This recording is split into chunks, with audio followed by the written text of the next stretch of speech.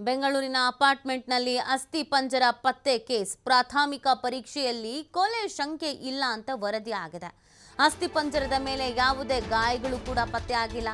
ಹೀಗಾಗಿ ಯಾರಾದರೂ ಆಯತಪ್ಪಿ ಇಂಗು ಗುಂಡಿಗೆ ಬಿದ್ದು ಸತ್ತಿರುವಂತ ಶಂಕೆಯನ್ನ ವ್ಯಕ್ತಪಡಿಸಲಾಗ್ತಾ ಇದೆ. 2 ವರ್ಷದ ಹಿಂದೆ ಇಂಗುಗುಂಡಿ ನೀರಿನಲ್ಲಿ ಮುಳುಗಿ ಸತ್ತಿರುವಂತ ಶಂಕೆಯನ್ನ ಇದೀಗ ವ್ಯಕ್ತಪಡಿಸಲಾಗ್ತಾ ಇದೆ. ಅಸ್ಥಿ ಪಂಜರದ ಪ್ರಾಥಮಿಕ ಪರೀಕ್ಷೆಯಲ್ಲಿ ಈ ಅಂಶಗಳು ಪತ್ತೆ ಆಗಿರೋದು. ಖಾಸಗಿ ಆಸ್ಪತ್ರೆಯ ತಜ್ಞ ವೈದ್ಯರಿಂದ ನಡೆದಂತ ಪ್ರಾಥಮಿಕ ಪರೀಕ್ಷೆ. ಸದ್ಯ ಅಸ್ಥಿ ಪಂಜರದ ಮುಂದಿನ ಹಂತದ ಪರೀಕ್ಷೆಯನ್ನ FSL ತಜ್ಞರು ನಡೆಸಿಕೊಡ್ತಾರೆ. DNA, ಫಿಂಗರ್ ಪ್ರಿಂಟ್ ಸೇರಿದಂತೆ ಅನೇಕ ರೀತಿ ಪರೀಕ್ಷೆಯನ್ನ ನಡೆಸಲಿದ್ದಾರೆ. ಪರೀಕ್ಷೆಗಳ ವರದಿಯ ನಂತರ ಸತ್ತವರ DNA ಮಾದರಿಗಳು ಪತ್ತೆ ಆಗಲಿದೆ. ಈ ವರದಿ ಆಧಾರದ ಮೇಲೆ ಪೊಲೀಸರಿಂದ ಸತ್ತವರ ಪತ್ತೆ ಕಾರ್ಯವನ್ನ ಮಾಡಬೇಕಾಗತ್ತೆ. ಅಸ್ಥಿ ಪಂಜರ 153 ಸೆಂಟಿಮೀಟರ್ ಉದ್ದವುಳ್ಳ 30 ರಿಂದ 35 ವರ್ಷದ ವ್ಯಕ್ತಿಯದ್ದು ಅನ್ನೋದು ಗೊತ್ತಾಗ್ತಾ ಇದೆ. ನೋಡಿ, ಅಸ್ಥಿ ಪಂಜರ ಸಿಕ್ಕಾಗ ಅದು ಬೆಂಗಳೂರಿನ ಫ್ಲಾಟ್ ಒಂದರಲ್ಲಿ ಅಸ್ಥಿ ಪಂಜರ ಸಿಕ್ಕಾಗ ಎಲ್ಲರೂ ಮೊದಲಿಗೆ ಭಾವಿಸಿದ್ದು ಇದು ಯಾವುದಾದ್ರೂ ಮರ್ಡರ್ ಕೇಸಸ್ ಇರಬಹುದೇನೋ ಅನ್ನುವಂಥದ್ದು. ಸೊ ಮರ್ಡರ್ ಆಗಿರ್ಬೋದೇನೋ, ಮರ್ಡರ್ ಮಾಡಿ ಇಲ್ಲಿ ಬಚ್ಚಿಟ್ಟಿದ್ರೇನೋ ಮೃತದೇಹವನ್ನ ಅನ್ನೋದು. ಬಟ್ ಈಗ ಸಿಗ್ತಾ ಇರುವಂತಹ ಮಾಹಿತಿ ಇದು ಮರ್ಡರ್ ಅಲ್ಲ ಅಂತ. ಪ್ರಕರಣದ ಬಗ್ಗೆ ಬೇಗೂರು ಪೊಲೀಸರಿಂದ ತನಿಖೆ ಮುಂದುವರಿಸಲಾಗಿದೆ.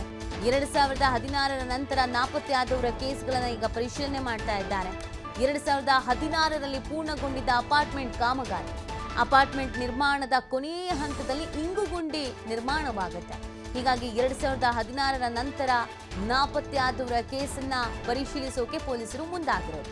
ಬೇಗೂರು ಸುತ್ತಮುತ್ತ ಕಾಣೆಯಾದ ಪುರುಷರ ಕೇಸ್ ಬಗ್ಗೆ ಇದೀಗ ಪರಿಶೀಲನೆಯನ್ನ ನಡೆಸೋದಕ್ಕೆ ಪೊಲೀಸರು ಮುಂದಾಗ್ತಾ ಇದ್ದಾರೆ. ಈ ಬಗ್ಗೆ ಮತ್ತಷ್ಟು ಮಾಹಿತಿ ನೀಡ್ತಾರೆ ನಮ್ಮ ಪ್ರತಿನಿಧಿ ಸಂತೋಷ್.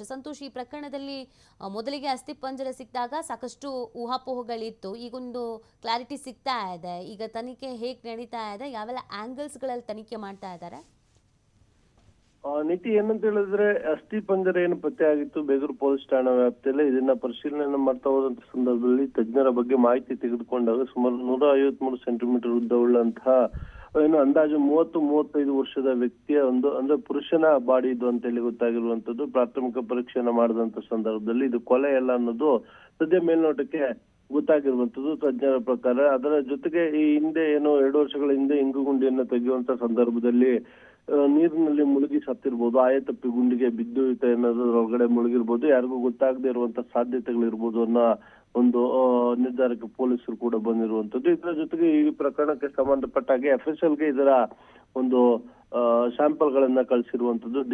DNA ಇರ್ಬೋದು, ಫಿಂಗರ್ ಪ್ರಿಂಟ್ ನ ಏನು ಮಾಹಿತಿಯನ್ನ ತೆಗೆದುಕೊಳ್ಬೇಕಾಗುತ್ತೆ ವರದಿಗಾಗಿ, ಅಲ್ಲಿಗೆ FSLಗೆ ರಿಕ್ವೆಸ್ಟ್ ಅನ್ನ ಮಾಡಿರುವಂತದ್ದು.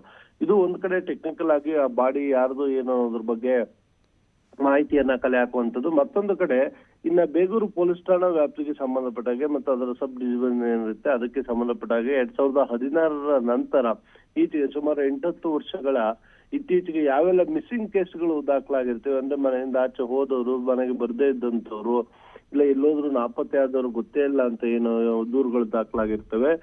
ಅಂತ ದೂರುಗಳನ್ನ ಅಂದ್ರೆ ಪುರುಷರು ಯಾರು ಮಿಸ್ಸಿಂಗ್ ಆಗಿರ್ತಾರೆ ಅಂತ ದೂರುಗಳ ಮಾಹಿತಿಗಳೆಲ್ಲವನ್ನೂ ಕೂಡ ತೆಗೆದುಕೊಂಡು ಪೊಲೀಸರು ಇತ್ತ ಪರಿಶೀಲನೆಯನ್ನ ಮಾಡ್ತಾ ಇರುವಂತದ್ದು. ಯಾರು ಮಿಸ್ಸಿಂಗ್ ಕೇಸ್ ಆದಂತರು ಅನುಮಾನಾಸ್ಪದವಾಗಿ ಇಲ್ಲ ಅಂದ್ರೆ ಇಲ್ಲಿ ಬಂದು ಗೊತ್ತಿಲ್ಲ ಆಯತಪ್ಪಿಗೆ ಮೃತಪಟ್ಟಿರುವಂತ ಸಾಧ್ಯತೆಗಳು ಇರಬಹುದು.